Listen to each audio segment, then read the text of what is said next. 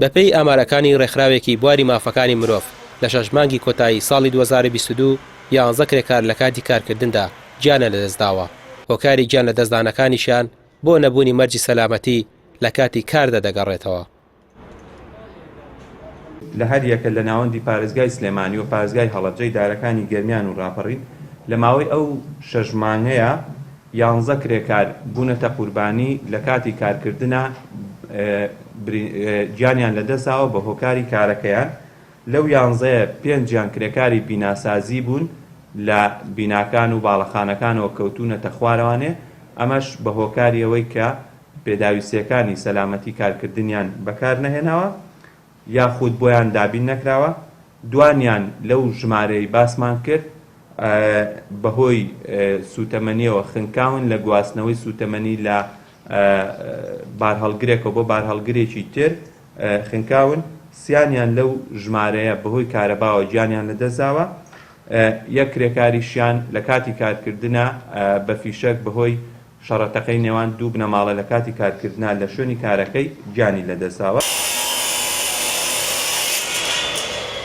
هەرچەندە حکوومەتی هەرێم لە چەند مانگی ڕابردوودا بڕیارێکی دەرکردووە کە دەبێت 170 شوێن کارەکان پشت بە کرێکاری ناوخۆیی ببەستن، بەڵام لە هەرێمی کوردستان کار بە یاسا و ڕێساکان ناکرێت و بە پێچەوانەوە ئێستا 170 شوێن کارەکان تەنها کرێکاری بیانیان هەیە.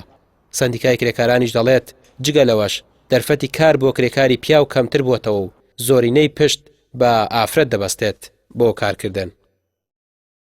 لە 170 کرێکاران لە شوێنکارەکان دەستەبەری کۆمەڵایەتیان نییە کە ئەمە خەتەرێکی گەورەیە بۆ سەرژیان و گوزەرانی کرێکاران. لە ئایندەیان کرێکارانە تووشی هەر کێشەیەکی بەرکەوتن جان لەدەستدانە بن، وەکو کابرایەکی هاوڵاتیەکی ئاسایی ئەنێژرێت و لەبیرەچێتەوە.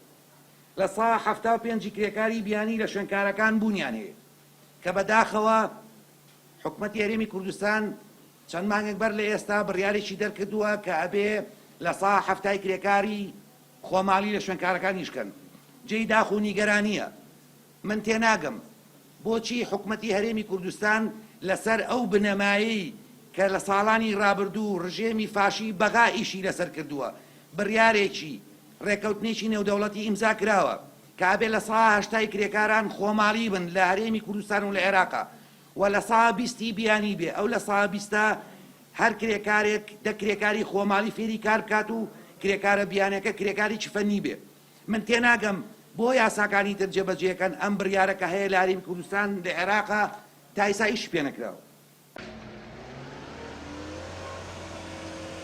تا ئێستا حکوومەت نەیتوانوێ یاسایەکی شایستە تایبەت بە مافەکانی کرێکاران دەربکات و نیگەرانی سەندیکاکانیش لەوەیە کەم تەرخەمی زۆر دەرحەق بە کرێکاران هەیە.